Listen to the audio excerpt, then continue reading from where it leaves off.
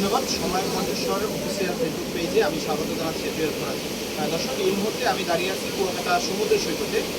আপনারা জানেন যে উত্তর ও পশ্চিম বঙ্গোপসাগরে একটি সৃষ্ট লঘুচাপ, এটি কিন্তু আরও ঘনীভূত হয়ে উপকূলের দিকে আসছে, যার প্রভাবে ইতিমধ্যে উপকূলে কিন্তু গুড়ি গুড়ি বৃষ্টি শুরু হয়েছে। আমরা গতকালকে রাত্র থেকেই লক্ষ্য করেছি উপকূলে কিন্তু বৃষ্টি। সেই সাথে আমি যদি একটু আপনাদেরকে দেখানোর চেষ্টা করি, এই যে কুয়াকাটা সমুদ্র সৈকত কিন্তু ফুঁসে উঠেছে।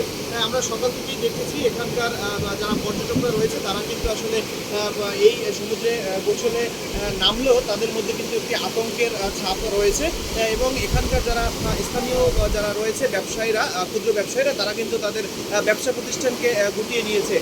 আমরা যদি একটু আপনাদেরকে জানিয়ে রাখতে চাই যে অর্থাৎ আজকে আবহাওয়া বার্তার সর্বশেষ বুলেটিন অনুযায়ী আমরা যেটি জেনেছি যে মংলা, কক্সবাজার, চট্টগ্রাম এবং এই পায়রা সমুদ্র বন্দর সমূহকে 3 নম্বর স্থানীয় সতর্ক সংকেত দেখিয়ে যেতে বলা হয়েছে। আর এই যে লঘুচাপটি, এটি যদি আরও শক্তি সঞ্চয় করে উপকূলের দিকে আসে, অর্থাৎ ঘূর্ণিঝড়ে রূপ নেয়, তবে এটির নাম দেওয়া হবে শক্তি। এমনটি আমরা আবহাওয়া অধিদপ্তরের তথ্য অনুযায়ী জানতে পেরেছি।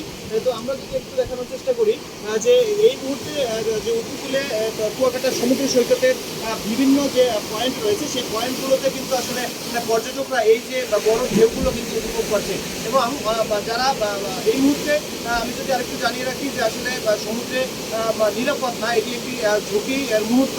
তবে এই মুহূর্তে সমুদ্রে যেসব জেলেরা থাকার কথা, আসলে এই জেলেরা এখন নেই। আপনারা জানেন যে অবরোধ চলে, অর্থাৎ সরকারি নিষেধাজ্ঞা রয়েছে মাছ শিকারে।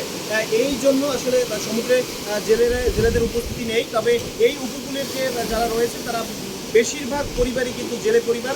আসলে এই সময়টাতে ঝড়ঝাপটা এবং ঝড় বন্যা জলোচ্ছ্বাসে এই উপকূলে অঞ্চলের মানুষ বেশি ক্ষতিগ্রস্ত হয়। আমরা দেখেছি 2007 সালে যে প্রলয়ঙ্করী সিডর ছিল, এটিতে কিন্তু আসলে এই উপকূলের বেশ প্রাণহানি হয়েছে।